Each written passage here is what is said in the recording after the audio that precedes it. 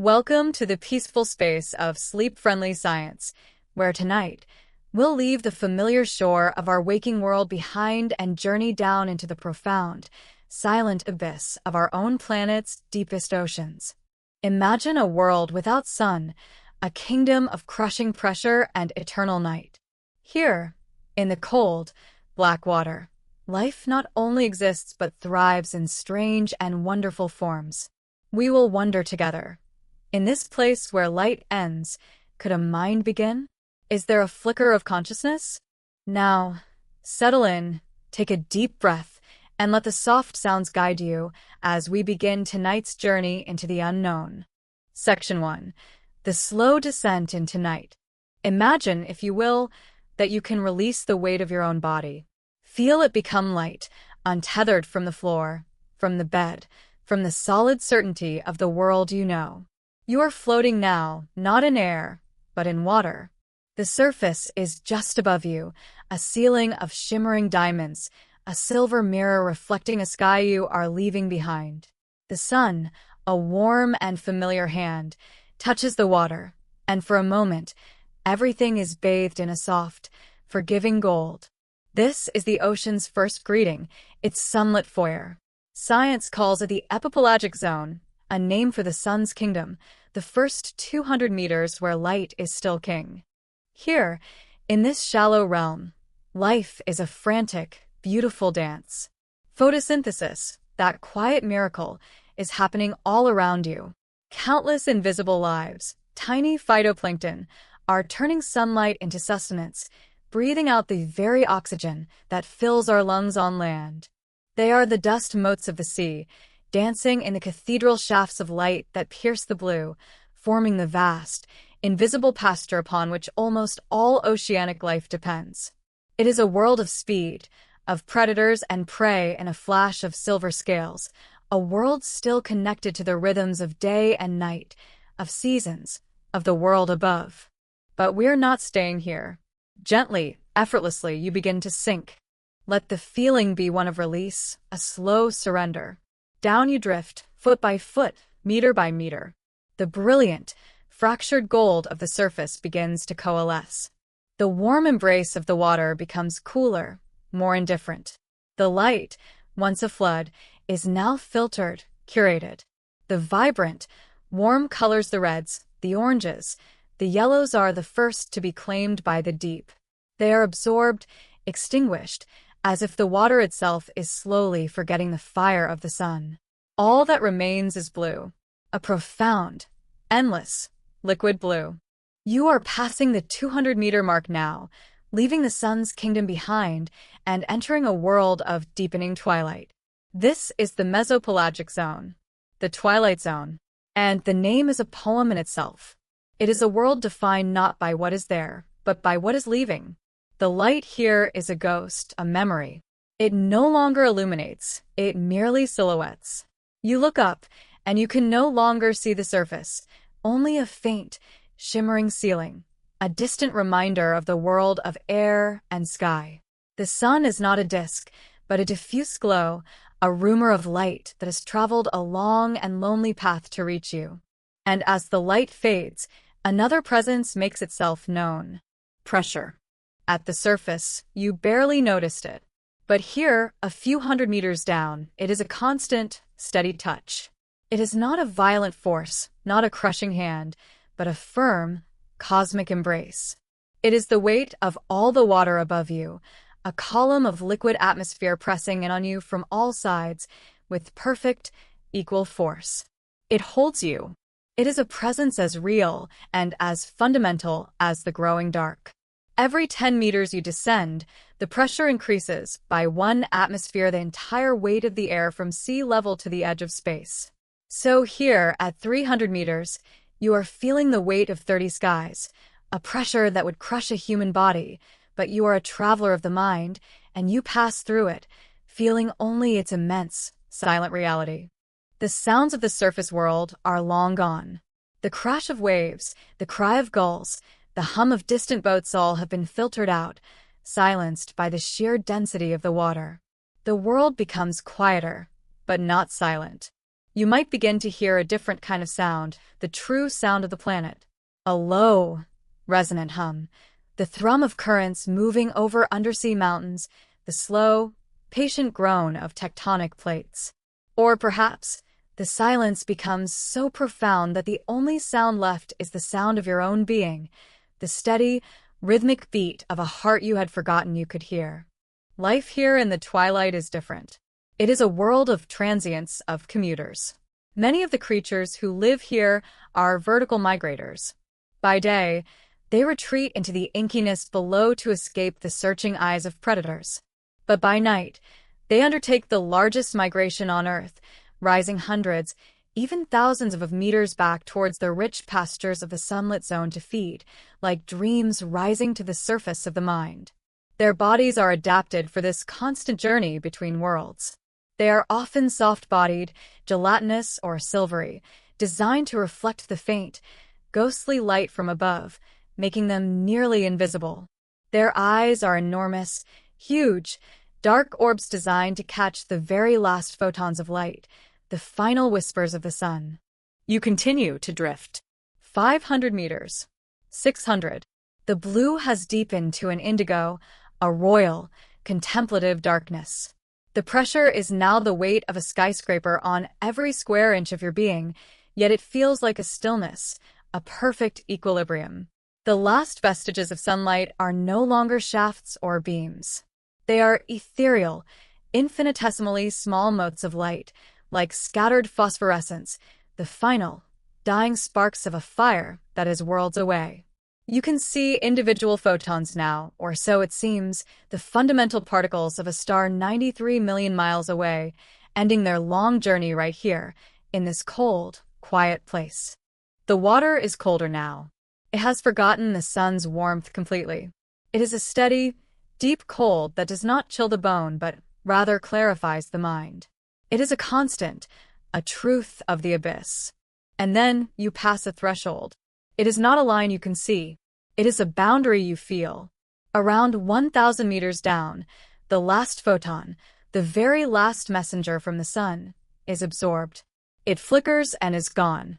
And for the first time, you are in a place of absolute, eternal, and profound darkness. Not the darkness of a closed room or a moonless night, which are merely shadows cast by the memory of light. This is an original darkness, an ancient and fundamental state of being. Here, light ends. The pressure is now 100 times that of the surface. The temperature is a few degrees above freezing.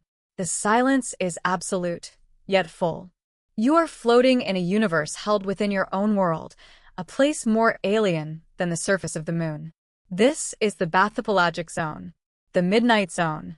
And from here on, for thousands of meters down, the only light that will ever exist is the light that life itself creates. You have arrived, not at a destination, but at the beginning of a true mystery. You are in a realm governed by physics that defy our intuition, a world that has never known the sun.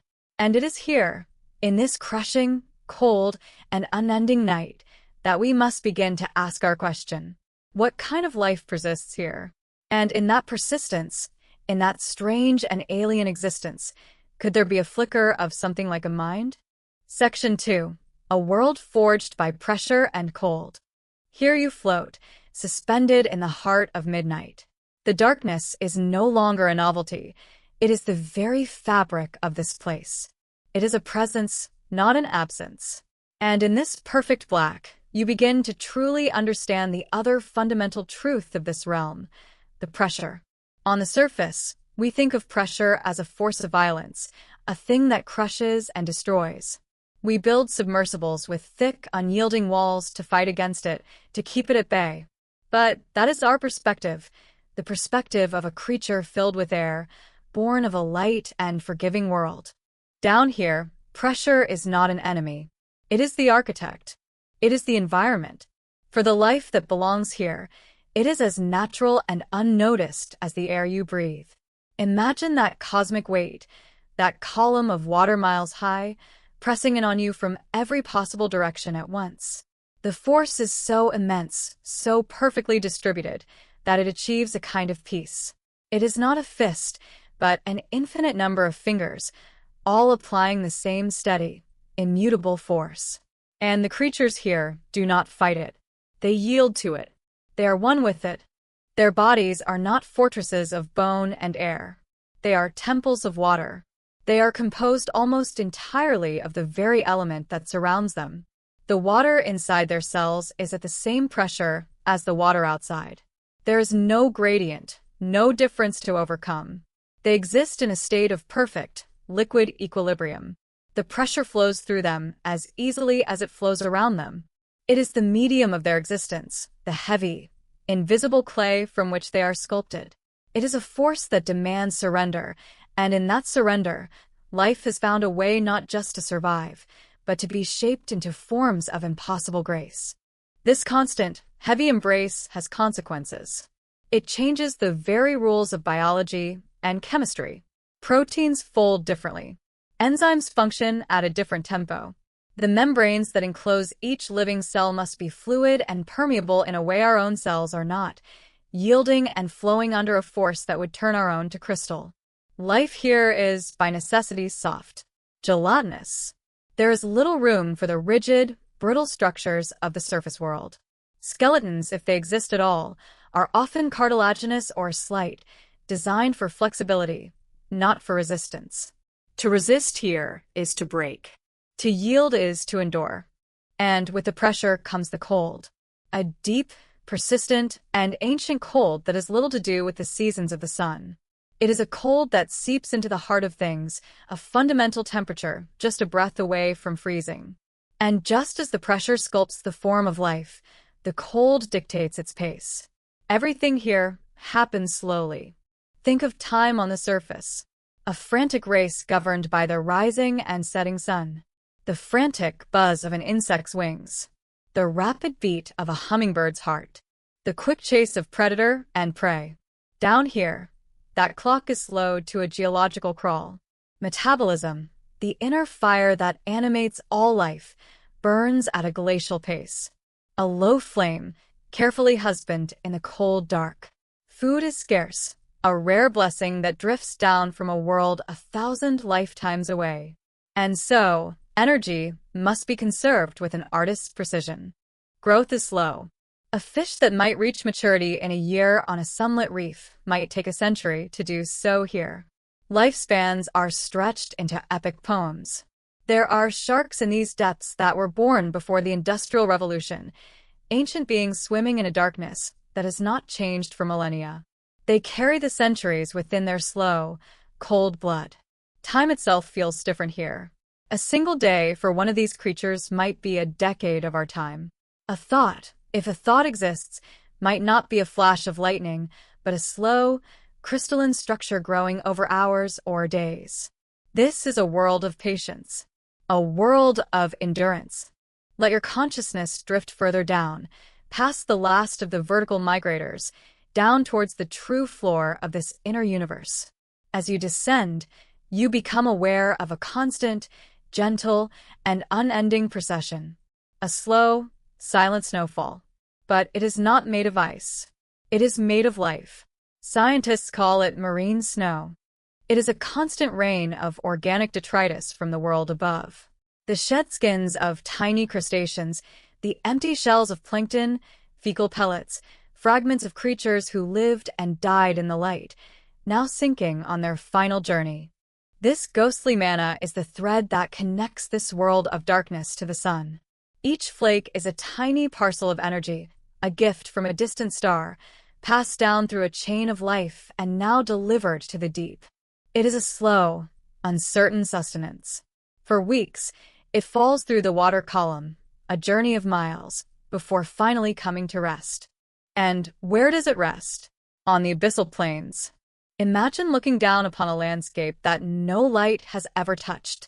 It is not a jagged, dramatic place of mountains and valleys, but a vast, undulating expanse of profound softness.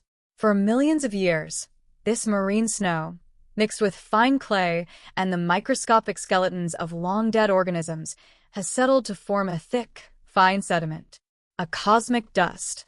It is called simply the ooze. It is a blanket of history, miles thick in places, holding the compressed story of the oceans. Every inch of it is a library of ancient life. And this landscape is not empty. It is the foundation. It is the soil from which the strangest gardens grow.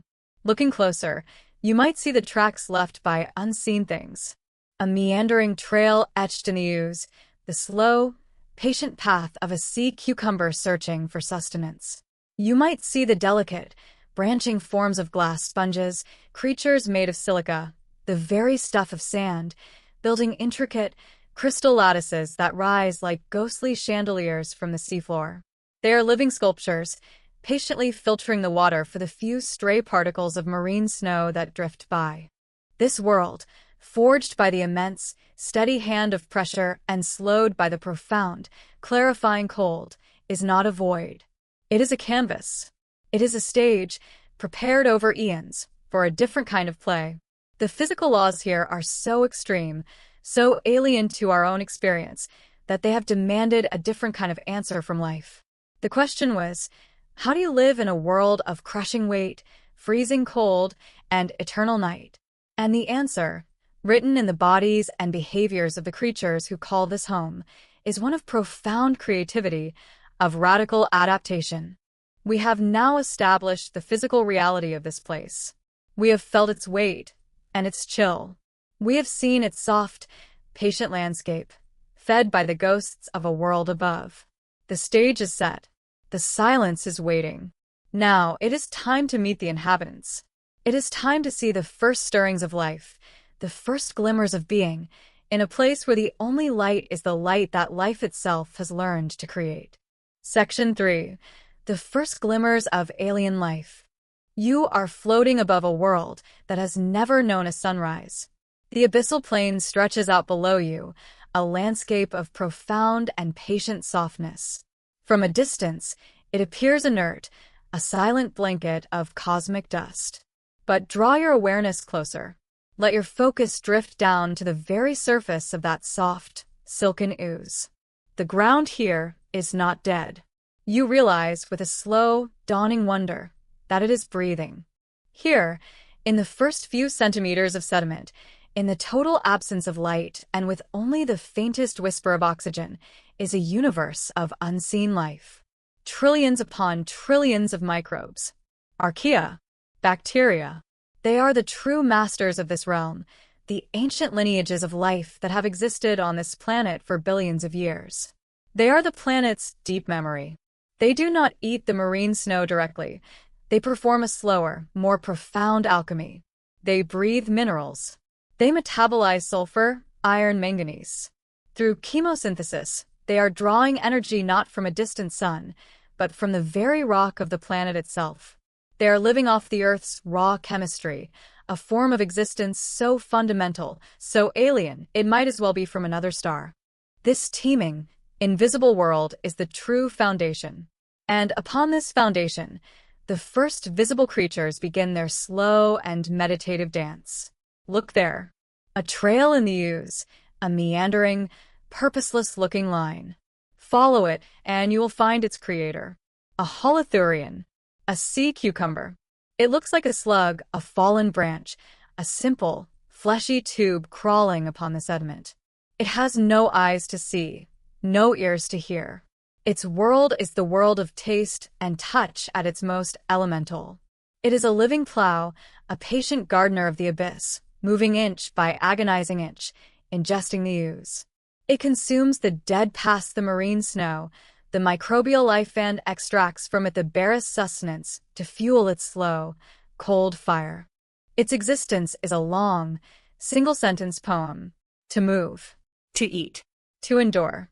There is a purity to it, a simplicity that borders on the profound. Is there a thought in this creature? Perhaps not as we know it. But is there a will? A dim, persistent impulse that keeps it moving across the vast, dark plain, searching for the next mouthful of nutrient-rich mud? It is a flicker, a glimmer, the first stirring of intention in the deep. Now lift your gaze from the crawlers and look for the watchers. Rising from the ooze like crystalline sculptures in a forgotten gallery are the glass sponges.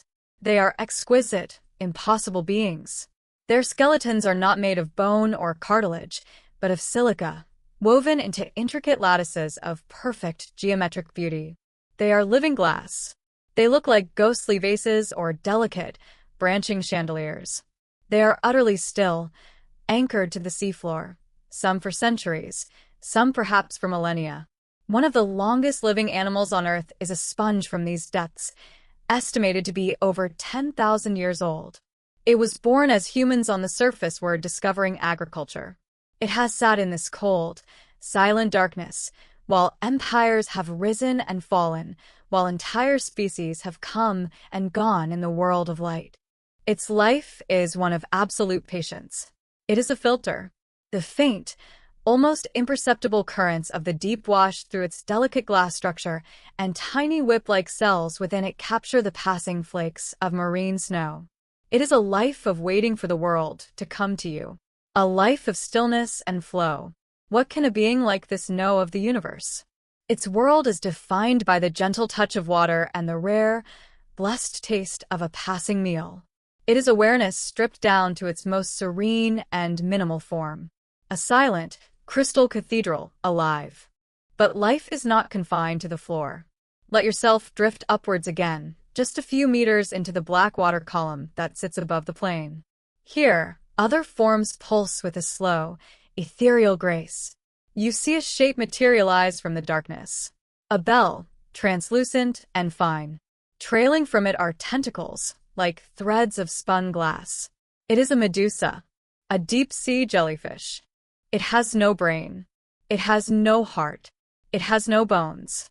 It is more than 95% water, a living piece of the ocean that has decided to organize itself into a shape and a purpose. It moves with the gentle, rhythmic pulsing of its bell, a motion that is both its breath and its locomotion. It is a ghost of an idea, a being so simple and so far from our own design that it forces us to reconsider what it means to be an animal. So, how does it experience its world? Imagine for a moment what it is to be this creature. Your body is a net of nerves, a diffuse web of sensations spread throughout your entire form. There is no center, no headquarters, no single point that says, I am here. Your awareness is decentralized, a democracy of sensation. A touch on a tentacle on your left side is not processed by a central brain, but is simply a touch on the left. It triggers a local response, a contraction, a release of stinging cells. The world is not an image perceived by eyes and interpreted by a brain. The world is a direct, unmediated tapestry of pressures, of temperatures, of the chemical signatures of prey or predator. This nerve net is perhaps the first draft of a mind. It is not consciousness as we would define. There is no reflection here, no memory, no sense of self looking out at the world. But it is a state of being. It is a cohesive, responsive system that experiences its environment, that seeks food, that avoids harm, that reproduces.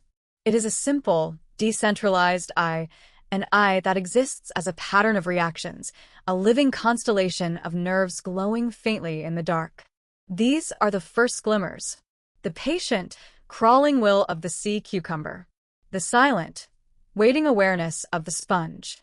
The decentralized, shimmering existence of the jellyfish. They are not thinking beings. They are, perhaps, something more fundamental. They are being beings. Their existence is not about thought. It is about the pure, direct experience of the present moment, a moment that stretches for an eternity in the cold and the dark. They are the baseline of animal awareness, the humble, elegant foundation upon which all other, more complex forms of knowing are built. They are the first notes in a symphony we are only just beginning to hear. And they prove that even here, in the eternal night, life is not just a struggle for survival. It is an expression of profound and varied states of being. Section 4. Senses reimagined in darkness. You have met the silent waiters and the slow crawlers, life stripped to its most patient and simple forms. But the abyss is not populated only by those who wait. There are hunters here. There are seekers. And to seek in a world without light is to solve the most fundamental puzzle of perception. How do you find your way? How do you find a meal, or a mate, or an enemy, in a place where the concept of an image does not exist? The answer is a quiet revolution of the senses. Life in the deep has not been impoverished by the loss of sight. It has been liberated. It has been forced to develop other ways of knowing, other ways of painting a picture of the world senses that are, to us, the stuff of myth and magic. Let your awareness drift down, back towards that soft, abyssal floor. There, standing impossibly still, is a creature that embodies the first and most profound of these reimagined senses. It is the tripod fish. It stands on the ooze, perfectly balanced on three delicate, stilt-like fins, two pelvic and one from its tail. It looks like a forgotten piece of survey equipment, an alien sentinel. And it is waiting. But its waiting is not passive. It is an act of intense and focused listening, but not with its ears. It is listening with its whole body. Its long, delicate fins are packed with nerves, acting as exquisitely sensitive fingertips pressed against the seafloor. They are feeling the world, not just the texture of the ove, but the faint, almost imperceptible vibrations that travel through it. The tiny, panicked scuttling of a small crustacean many feet away is not a sound. It is a tremor, a whisper felt through the fish's very foundation. It is touch, elevated from a sense of contact to a sense of remote awareness. It is feeling the shape of things it cannot see, a form of echolocation that uses the ground as its medium. For the tripod fish, the entire seafloor is a single, vast, living drumskin, and it is listening for the beat of its next meal. This is the first lesson of the abyss. Touch is reborn here. For us, touch is an intimate, close-quarters sense. Here it is a way of seeing. The skin itself becomes an eye. Imagine the feeling of water, not as a uniform wetness, but as a textured, informative medium. The faintest shift in current, the subtle pressure wave pushed ahead of a larger swimming body, the vortex left by a passing tail fin, all of these are information. They are shapes and stories felt on the skin. A deep-sea fish's entire body is an antenna, tuned to the subtle language of motion. Now let us explore a sense that is even more ethereal. Let the water itself become the source of knowledge. Imagine that every living thing, in its passage through this world, leaves a faint trail behind it. Not a visible trail, but a chemical one. A ghost of its presence, dissolving slowly in the currents. A story told in molecules. This is the world of chemoreception, sense of taste and smell, magnified and refined into a primary tool for navigation and survival. Look there, at the rat-tail fish, or grenadier, a common inhabitant of these depths. It is not a creature of remarkable beauty by our standards, with its large head and long, tapering tail. But watch it as it forages. A delicate, fleshy filament called a barbel hangs from its chin, and it traces this organ along the surface of the mud. It is not just touching the ooze. It is tasting it. It is reading the sediment like a scholar reads a scroll, deciphering the faint chemical signatures of buried worms or mollusks. And in the open water, this sense becomes even more profound. A predator does not need to see its prey. It can taste its direction. It can smell the faint, distant promise of a meal on the current, like a hound following a scent through a forest. But this forest is three-dimensional and has no landmarks. The creature must read the shifting, swirling patterns of the water, discerning the direction, the age, the very nature of the being that left this molecular echo. It is a language of ghosts. A creature might be tasting the memory of something that passed by an hour ago. It might be tasting fear, the specific chemicals released by a panicked shrimp, and know that not only is prey nearby, but that it is distressed and vulnerable. The entire ocean becomes a library of dissolved stories, and these creatures are its fluent readers. But there is another sense, one that is perhaps the most alien of all. It is a sense we have, but in a form so rudimentary we barely notice it. Imagine standing in a completely dark room. If someone walks slowly past you, you might, if you are very still, feel the air stir. You feel their presence as a displacement. Now, amplify that sensation 1,000 times. Make it so precise it can render a detailed image of the world around you. This is the sense of the lateral line. Running along the sides of most fish is a series of pores, leading to a canal filled with tiny, hair-like nerve cells. This system is a hydrodynamic receptor. It feels pressure. It feels the movement of water with astonishing acuity. A fish in the total dark can use its lateral line to feel the solid shape of a rock it is approaching by sensing how the water it pushes ahead of itself bounces back. It can feel the frantic, high-frequency vibrations of a struggling fish and know its size and location. It can feel the slow, ominous, low-frequency pressure wave of a large, silent predator approaching from behind. It is a sixth sense, a way of seeing with the skin. It creates a 3D map of the immediate surroundings, a map made not of light, but of motion and presence. It is a symphony of movement, and the lateral line is the ear that listens to it. The void around them is not empty. It is filled with the invisible contours and signatures of everything that moves. They are feeling the shape of the silence. And finally, there is a sense that borders on the truly mystical. It is the ability to perceive the very spark of life itself. Every living animal, through the contraction of a muscle or the firing of a nerve, generates a tiny bioelectric field, an infinitesimal aura of electricity. On the surface, this energy is lost in the noise of the world. But in the deep, in the cold and the quiet, some creatures have learned to see it.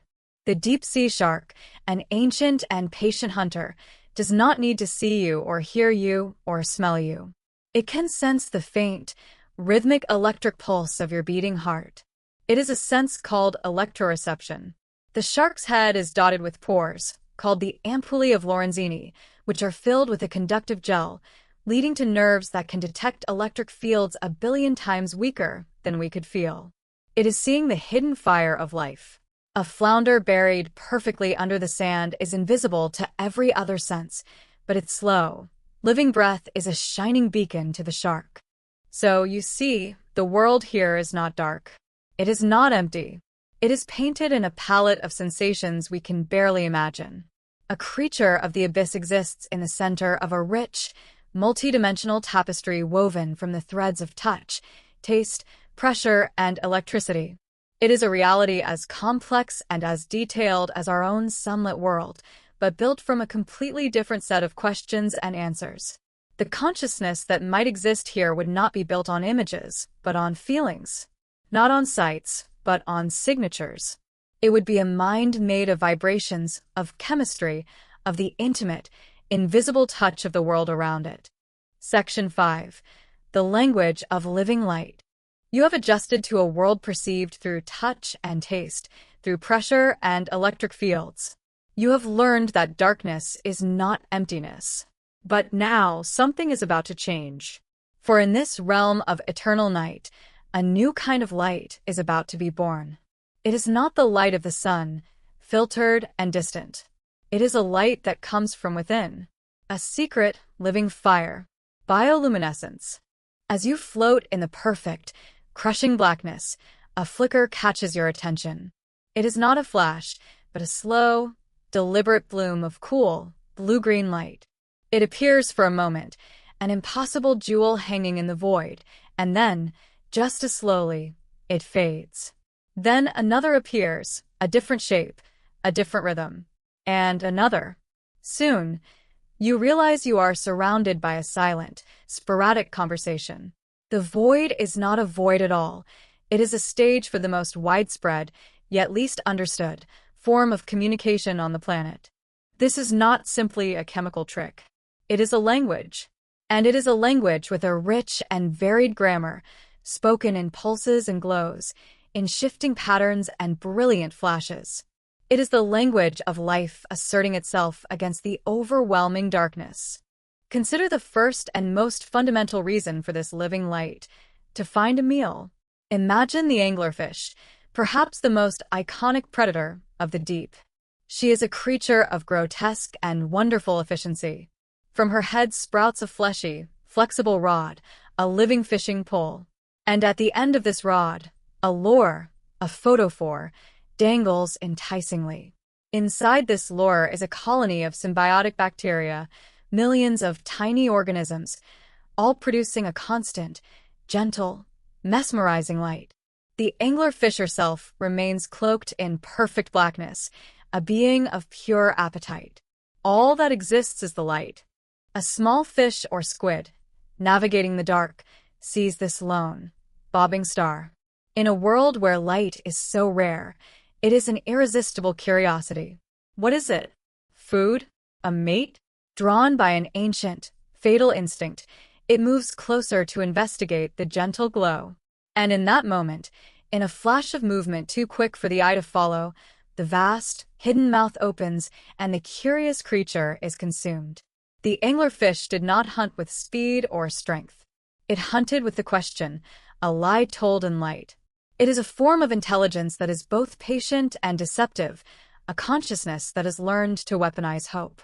But light is not just a lure for the hungry. It is also a shield for the hunted. Imagine a small shrimp, suddenly caught in the searching beam of a predator's bioluminescent headlights. It has nowhere to hide.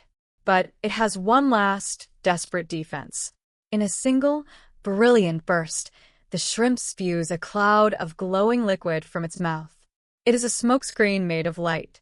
For a blinding moment, the predator is dazzled, its night-adapted eyes overwhelmed by the sudden flash. And in that instant of confusion, the shrimp darts away into the restored darkness, its life saved by a fleeting, beautiful explosion. This is not just a chemical reaction. It is an act of defiance, a shout of light into the face of death. Other creatures use a more subtle form of defense called counterillumination. They live in the upper reaches of the midnight zone, where the faintest, most ghostly memory of sunlight might still silhouette them from below. So, they turn on lights on their bellies. They have rows of photophores on their undersides that produce a gentle, blue glow. And they can adjust the intensity of this light to perfectly match the faint light filtering down from above. The result? They become invisible. They erase their own shadow. They use light to disappear. This is not a simple on-off switch. It requires a constant, sensitive awareness of the environment, a delicate, ongoing negotiation with the darkness. It is a body thinking with light. Now, let us imagine the most complex and beautiful use of this language, the search for a mate. In the vast, three-dimensional emptiness of the deep sea, finding another of your own kind is a statistical miracle. It is a search for a single, specific soul in a universe of black water. And bioluminescence is the lonely heart's ad. A male lanternfish does not glow randomly. He flashes a specific code. His photophores, arranged in unique patterns along his body, pulse with a particular rhythm, a particular color, a particular duration.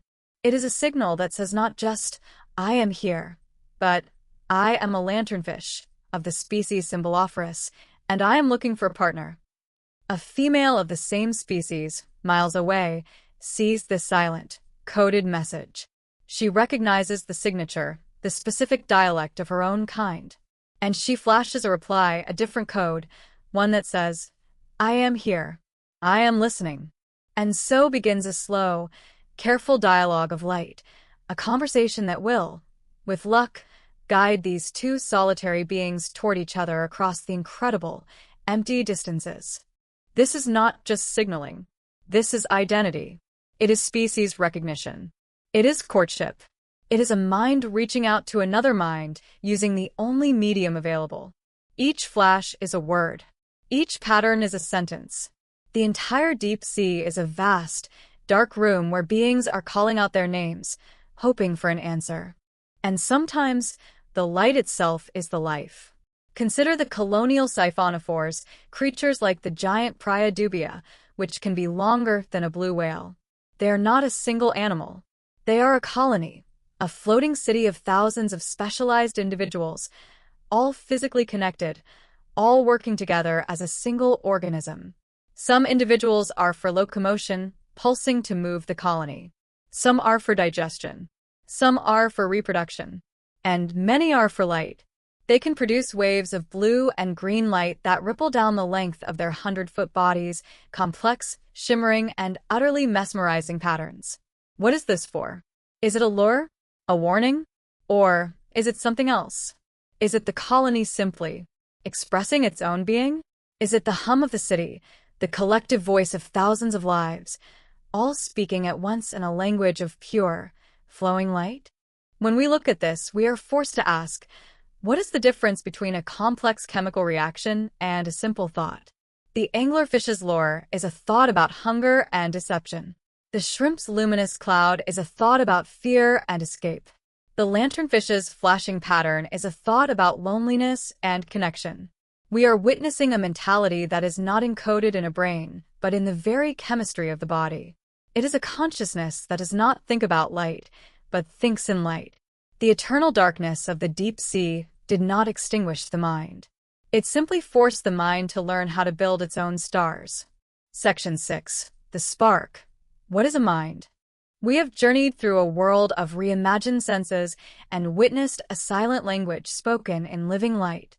We have seen a shrimp tell a story of fear with a luminous cloud, and an anglerfish write a lie with a single, patient star. We have seen two solitary beings call to each other across the crushing dark.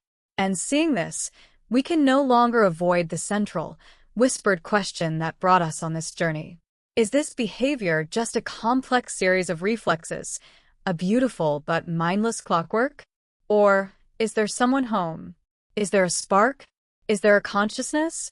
To even begin to answer this, we must first release our own definition of the word. We as humans have built a very specific kind of consciousness. Think of it as a grand, sprawling mansion.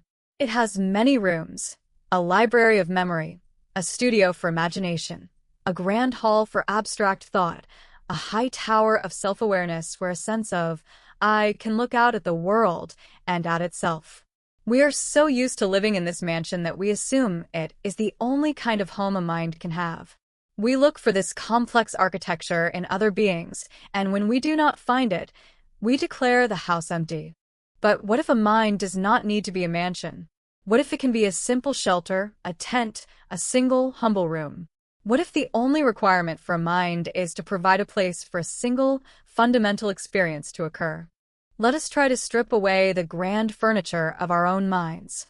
Let us pack away the language, the ego, the complex memories, the ability to ponder the future. What is left?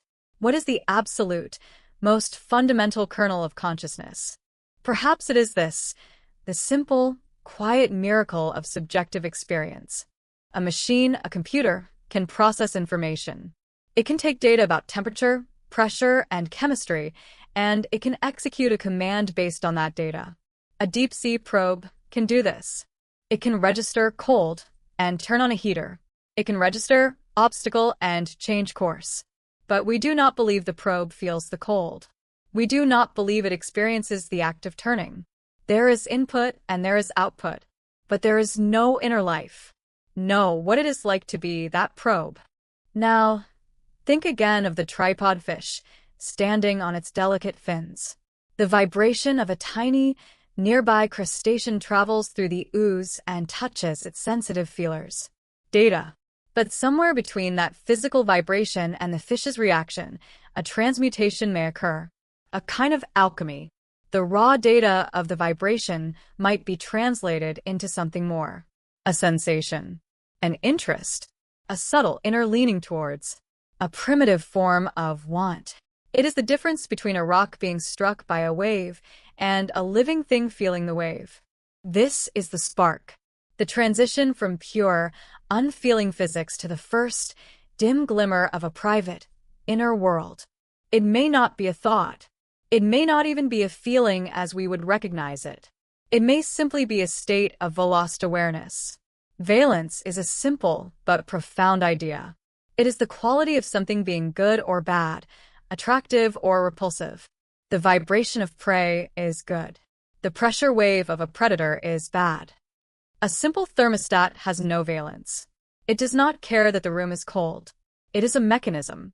But the shrimp that unleashes its flash of light, it seems to care about not being eaten. Its action is not just a reflex.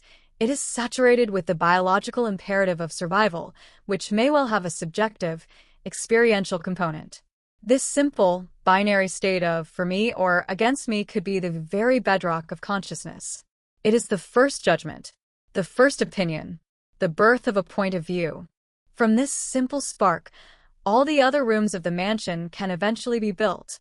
But you don't need the mansion to have the light. And where would this spark reside? We look for a brain, a central command center. We perform our search, and in many of these creatures, we find only the most rudimentary nerve clusters or diffuse nets of neurons. But perhaps we're looking in the wrong place. What if the mind is not located in a single organ?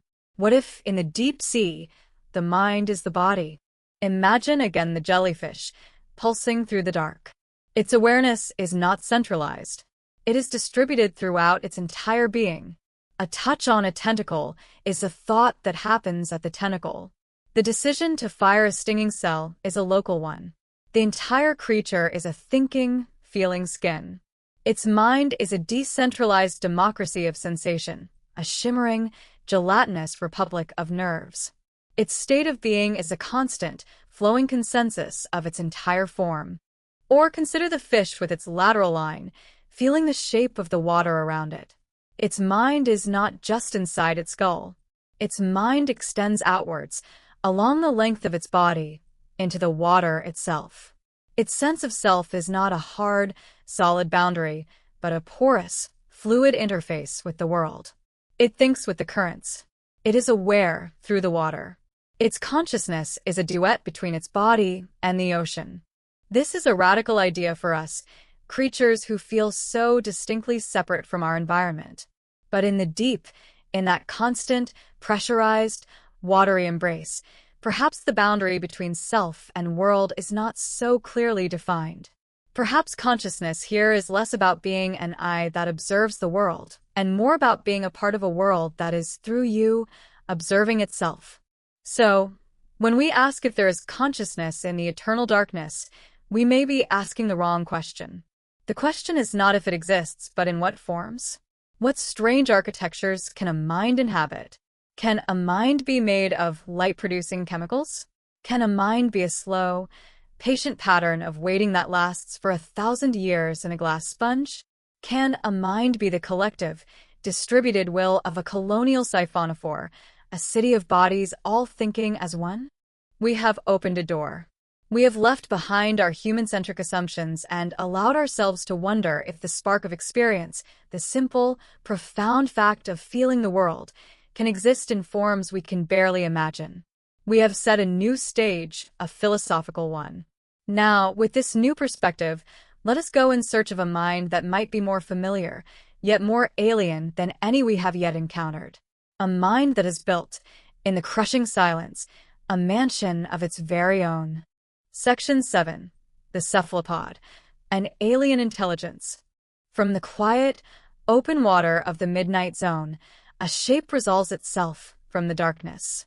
It is not a fish, streamlined and predictable. It is something other, a being of pure flow and impossible softness. A vampire squid, perhaps, with its cloak of webbed arms, or a ghostly Dumbo octopus, propelling itself with two ear-like fins that beat with a slow, hypnotic grace. This is the cephalopod. And in this creature, we are not just meeting another inhabitant of the deep, we are meeting another mind. An intelligence so profoundly different from our own that it is the closest thing we have to an encounter with an alien. To understand why, you must look back through the immense, deep river of time. The last common ancestor we shared with this creature was a tiny, simple worm-like being that crawled on the seafloor over 600 million years ago. Since that ancient divergence, our lineage of vertebrates and there's the mollusks embarked on two completely separate, parallel journeys to create a complex mind. They are the result of an independent experiment in consciousness. Life was given the same raw materials, the same fundamental neurons, and on two different occasions, on the same planet, it built two radically different kinds of intelligence. At first glance, you might see similarities. The octopus has a large, central brain. It has eyes that are uncannily like our own, with a lens, an iris, and a retina, stunning example of convergent evolution, where nature arrives at the same solution through different paths. But look closer, and the architecture of its mind will turn your own upside down. Its brain is not the sole commander. It is more like a chairman of a board, presiding over a council of other, semi-independent minds. For you see, 2/3 of an octopus's neurons are not in its head. They are in its arms. Each of its 8 arms has its own complex nerve cluster, a sort of mini-brain, that allows it to act with a startling degree of autonomy. Imagine what this must be like. The central brain might give a high-level command, a general intention. Explore that crevice for food. It sends this thought outwards, and an arm receives it. But the arm itself handles the details. It tastes the water with its suckers, which are covered in chemoreceptors. It feels the texture of the rock. It decides how to bend, how to grip, how to maneuver into the tight space. It might encounter a crab, identify it as food, and begin the process of capturing it, all without any further input from the central brain. It is a being whose very limbs can think for themselves. It is a consciousness that is both unified and distributed. A single self, a single will, but one that experiences the world through 8 intelligent, sensitive, and independent appendages. It is not one mind in one body. It is one mind and 8 minds, all working in a fluid, harmonious, and utterly alien symphony. The central, I, is a conductor leading an orchestra of brilliant musicians, each one tasting, touching, and thinking on its own. And then there is its skin. An octopus's skin is not just a covering. It is a canvas. It is a screen upon which its inner world is broadcast in real time. Embedded in its flesh are millions of tiny, pigment-filled sacs called chromatophores, each one surrounded by a tiny muscle. By contracting or relaxing these muscles, the octopus can change its color, its pattern, and even its texture in an instant. This is not just camouflage, though it is the most perfect camouflage on Earth. It is a form of thought. Watch as a wave of curiosity, a dark, questioning blotch, ripples across its skin as it inspects a novel object. Watch as a sudden flash of white, the color of alarm, spreads in an instant when it senses a threat. Watch the mesmerizing, flowing, hypnotic patterns it uses to communicate with a potential mate, a complex, silent language of shifting emotion and intent. It is wearing its thoughts. Its mental state is not a secret, locked away inside a skull. It is a visible, public, and constantly changing display. It is thinking in color, in texture, in light. Its consciousness is projected onto the world around it. What does this mean for its subjective experience? A human mind is profoundly internal, a voice speaking silently inside a skull. We are masters of introspection. But the octopus's mind is expressive, externalized. Its experience might be a constant, flowing dialogue between its central self, its 8 thinking arms, and the vibrant, speaking canvas of its skin. There may be less of a barrier between its inner world and the outer world. And this mind is capable of startling feats. Deep-sea octopuses have been observed barricading the entrances to their dens with rocks and shells, a clear use of tools. They show evidence of profound curiosity, investigating objects not for food or for safety, but simply to understand them. And in captivity, they are legendary escape artists, demonstrating a clear ability to problem solve, to remember, and to plan. They can learn by observing another octopus, a sign of a complex social intelligence, which is all the more remarkable because, in the wild, most are profoundly solitary beings. Their intelligence was not forged in the crucible of social cooperation, like our own. It was forged in solitude, in the deep, in a constant, one-on-one dialogue with a dangerous and complex environment. It is an intelligence of pure self-reliance. So float here, in the presence of this being. You are witnessing a mind that tastes with its arms, that thinks with its skin, that holds multiple centers of awareness within a single, soft body. It is a consciousness born of silence and pressure. It looks back at you with an eye that is so like your own, and yet the mind behind that eye is a universe away. The cephalopod is the ultimate proof that the mansion of consciousness can be built in more than one style. It is a living, breathing, thinking testament to the profound creativity of life, a confirmation that in the eternal darkness, a brilliant and sophisticated mind has indeed found a way to light its own world from within. Section 8. Whispers of a Collective Mind. We have encountered the lonely, brilliant mind of the cephalopod, a singular consciousness forged in solitude. It is a powerful, compelling model, one that feels almost familiar in its individuality. But the deep sea is a place of radical possibilities, and it forces us to ask an even stranger question. Must a mind be confined to a single body? Could consciousness exist not as a solitary flame, but as a scattered, shared, or collective fire? Let us drift back into the vast, open water of the midnight zone, and here, let us once again meet the siphonophore. From a distance, you mistake it for a single creature, a long, ethereal ribbon of light and flesh, perhaps 100 feet long, pulsing with a slow, coordinated rhythm. But as you draw your awareness closer, you see the truth is far more complex and far more wondrous. This is not one animal. It is thousands. It is a colony, a floating city, a nation of beings all physically fused into a single, functional whole. Each individual in this chain is called a zooid. They share a common genetic origin, clones from a single founding organism, but they have grown into vastly different, specialized forms. Some are nectophores, bell-shaped individuals whose only purpose is to pulse in unison, providing the propulsion that moves the entire colony through the water. They are the engines. Others are gastrozoids, the stomachs, each one a mouth and a digestive tract, tasked with feeding the entire collective. Still others are gonozoids, dedicated to reproduction, carrying the future of the colony within them.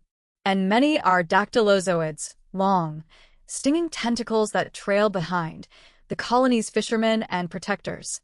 None of these individuals could survive on its own. The engine has no mouth to feed itself. The stomach has no way to move. They are incomplete. Yet, when joined together, they form a superorganism, a being far more capable than the sum of its parts. They are connected by a long, central stem, which is not just a physical tether but also a shared nervous system, a biological internet that allows for instantaneous communication throughout the colony. Now, we must ask our question. Where is the I in this creature? Where is the mind? Is there a single, central consciousness presiding over the whole? Or is this something different? Is it a being without a center? Imagine the experience. A dactylozoid at the far end of the colony snares a small fish. The sensation of the catch, the chemical signature of prey, travels up the shared nerve stem. The gastrozoids near the catch react, moving to engulf and digest the meal. The nectophores at the front of the colony might slow their pulsing, allowing the colony to feed. Who made this decision? No one. And everyone. It is a form of consciousness that may not be a singular point of awareness, but a distributed consensus. A thought that is not a flash in a single brain, but a ripple that passes through 1,000 bodies. There is no king, no president, no central command. There is only the collective. The will of the siphonophore is the emergent property of thousands of tiny, local decisions, all networked together into a single, coherent action. It is a mind that is literally a conversation, a constant, silent dialogue between thousands of specialized selves. It is not an I think, therefore I am. It is a we are, therefore I act. This is a profound and humbling idea. It suggests that consciousness might not require a self. It might not require a singular, unified ego. It might be able to exist as a pattern, a network, an intricate and coordinated dance. Now, let us take this idea one step further, from the concrete and physical to the abstract and ecological. Pull your awareness back from the single siphonophore and look at the entire ecosystem of the abyss. You see the slow, patient rain of marine snow, the thread that connects this world to the sun. You see the microbes in the ooze, transmuting minerals and dead matter back into the currency of life. You see the sea cucumbers, plowing and processing the sediment. You see the fish and the squid, linked in a complex web of predator and prey, their lives and deaths shaping the distribution and behavior of one another. You see the bioluminescent conversations, the flashes and glows that mediate encounters in the dark. Everything is connected. The death of a creature in the twilight zone becomes the life of a creature on the abyssal plane. The waste product of a chemosynthetic microbe becomes the food for a larger organism. The pressure wave from a hunting shark alters the behavior of every smaller creature in its path. It is a single, vast, interconnected system. A web of life where every thread is vibrating in response to every other. Could the entire deep-sea ecosystem, this immense, planet-spanning network of life, be considered a mind of a sort? Not a conscious mind in the way we think of it, not one that feels or thinks in a unified way, but perhaps a form of planetary intelligence. A complex, adaptive system that processes information, that regulates itself, that learns and evolves over geological time. The system as a whole responds to changes. It adapts to shifts in chemistry, in temperature, in the amount of food that drifts down from above.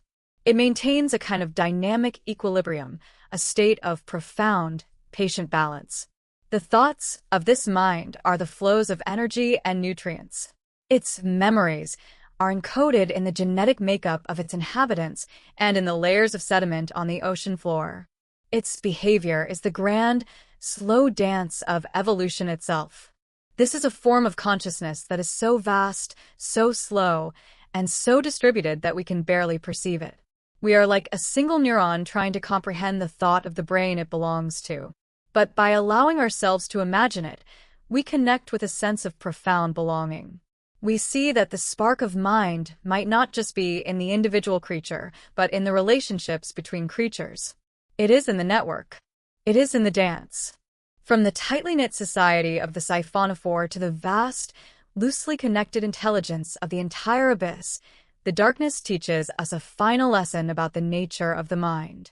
It teaches us that self is a flexible concept, and that perhaps the most profound state of being is not to be a solitary, isolated I, but to be a part of a we that is larger, older, and wiser than we can ever be on our own. Section 9. The Philosophy of the Abyss. We have walked the strange corridors of the collective mind. We have seen how a city of beings can fuse into a single I, and how an entire ecosystem can breathe with a slow, planetary intelligence. The journey has taken us far from the familiar shores of the self. But now, in this deep, contemplative quiet, the journey turns inward. The abyss, having shown you its wonders, now holds up a mirror. And in its perfect, silent blackness, it invites you to look at the nature of your own being. For what is the abyss, if not the ultimate embodiment of solitude? Here, in this place of immense pressure and eternal night, you are profoundly alone. On Earth, we are surrounded by a constant chorus of life, a ceaseless hum of activity. Even in our quietest moments, we feel the presence of the world around us. But here, that chorus is silenced. The solitude is so absolute, so pure, that it becomes a presence in itself. It is not an absence of company. It is the presence of everything else, of the vast, silent, unjudging cosmos held within our own world. We, on the surface, often fear this state. We call it loneliness, and we see it as a void, a lack, something to be filled with noise, with distraction, with company. But the deep sea offers a different perspective. Look again at the tripod fish, standing in perfect stillness on the ooze, listening to the world through its very bones. Is it lonely? The question seems meaningless. It exists in a state of profound aloneness, but it is a state of completeness, not of lack. Its solitude is the medium of its perception, the canvas on which its entire world is painted. The vampire squid, cloaked in the silent velvet of its own being, is not waiting for a conversation. It is the conversation, a silent dialogue between itself and the deep. The abyss whispers a gentle truth. Perhaps solitude is not a void to be feared, but a space to be entered. a cathedral of stillness where the self can be met without distraction. It suggests that our fear of being alone is not a fear of emptiness, but a fear of what we might find when the noise stops. A fear of meeting the strange, deep-sea creature that lives within our own inner darkness. The Abyss teaches that to be truly alone is not to be abandoned, but to be fully present with oneself. And what is this self that we are present with? The journey into the deep has also challenged the very architecture of that self. We think of our I as a solid, singular thing, a pilot sitting in the command center of our skull. But the deep offers other models. It has shown us the octopus, a being with 8 thinking arms, a mind that is both singular and plural. It has shown us the siphonophore, a mind that is a we instead of an I. These creatures are not anomalies. They are living philosophies. They are questions posed in flesh and light. They ask you, is your own I truly so solid? Are you not also a colony? A collection of competing desires, of contradictory memories, of ancient, inherited instincts and new, learned ideas? There is a part of you that is the cautious, slow-moving sea cucumber, and a part that is the curious, problem-solving octopus. There is a part of you that flashes with defensive light, and a part that waits in patient darkness. Your own consciousness is not a monolith. It is a bustling, beautiful ecosystem. The feeling of being a single, unified self is a masterpiece of biological storytelling, a useful and elegant fiction that your brain tells itself to navigate the world. The deep sea, by showing us how radically different a mind can be, gives us permission to see the fluidity and complexity in our own. It teaches that the self is not a static object to be discovered, but a dynamic process to be witnessed. It is a current, not a stone. And if the self is a fluid process, what does that mean for connection? In our world of solid selves, connection is often seen as a transaction, a bridge between 2 separate fortresses. But in the model of the deep, connection is something more fundamental, more woven into the fabric of being.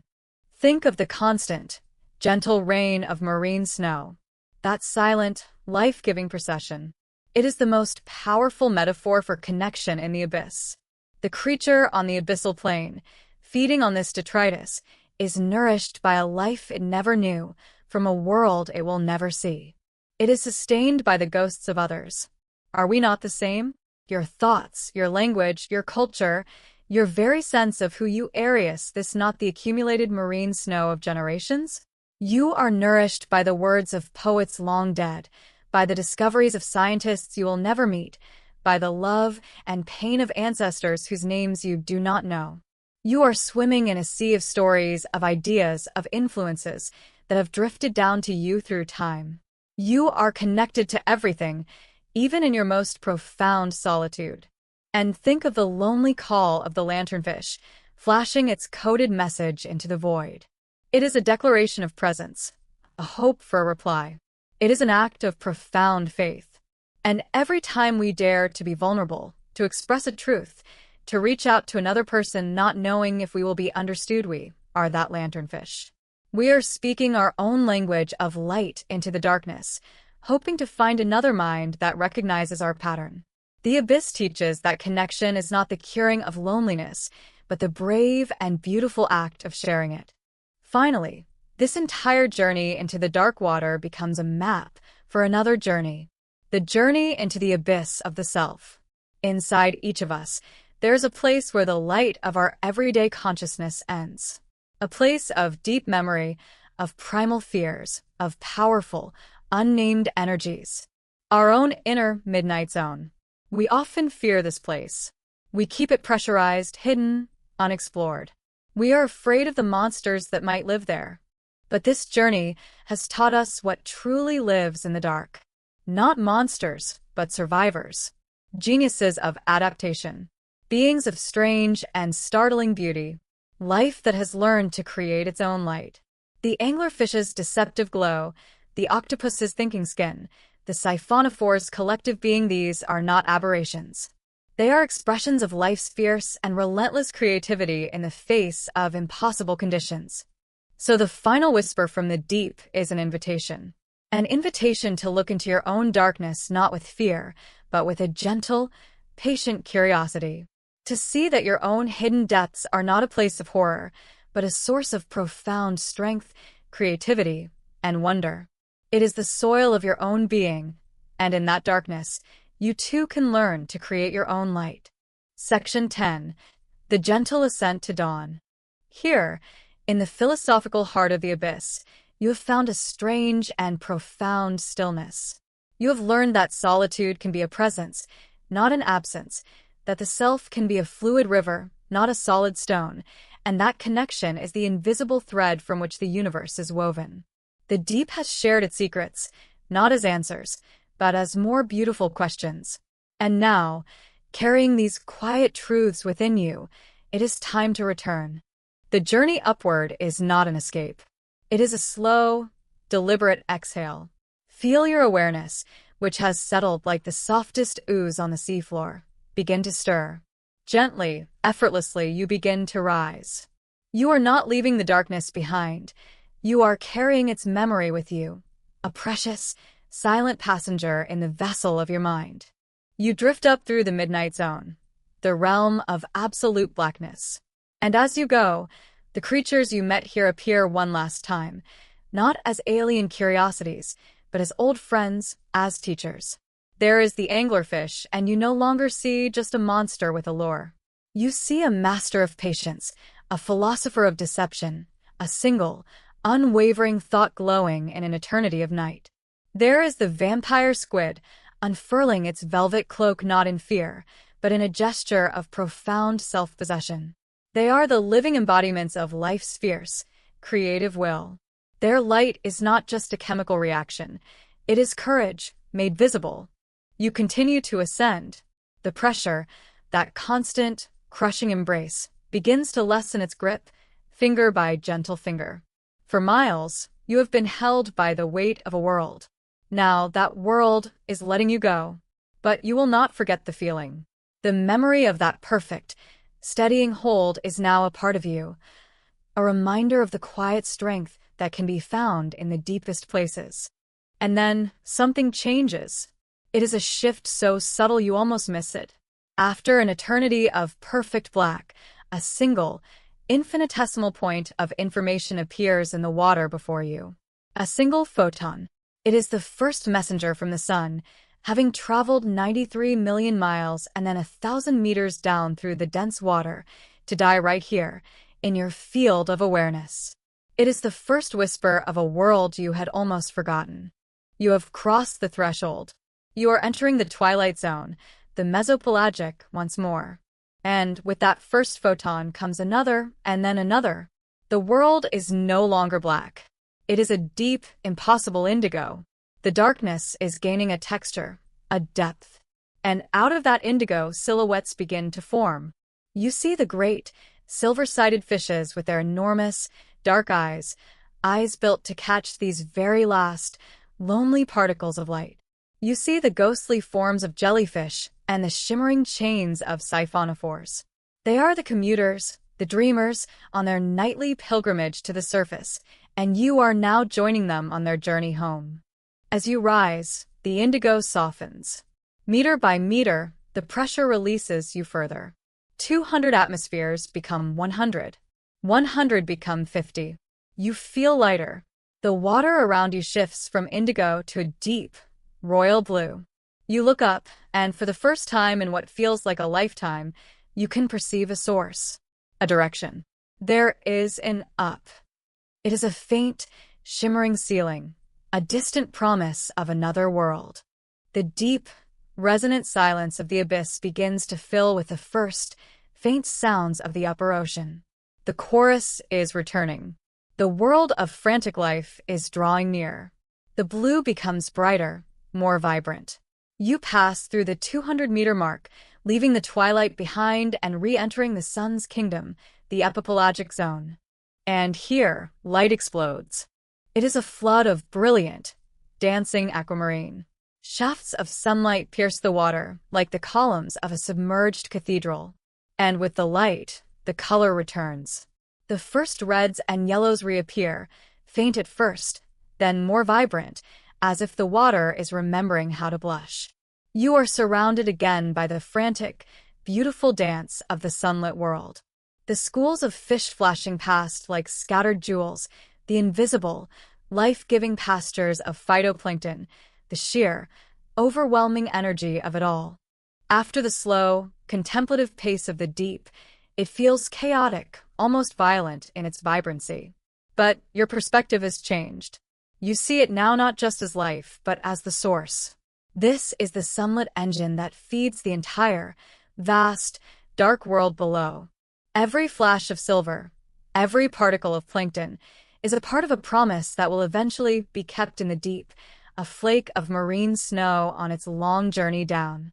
You see the connection. You feel the whole, single, breathing system. You continue your gentle rise through the last few meters of water. The surface draws closer, a shimmering, silver ceiling that is about to break. And then with a final, soft release, you are through.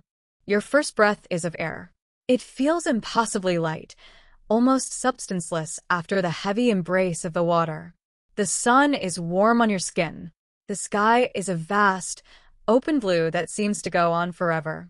You have returned, but you are not the same traveler who descended. When you look at the surface of the water now, it is no longer a simple boundary between sea and sky. It is a veil, a doorway between two worlds, the world of light and the world of mind. You know what lies beneath. You have felt its pressure and its cold. You have spoken its silent language of light. You have contemplated its alien forms of consciousness.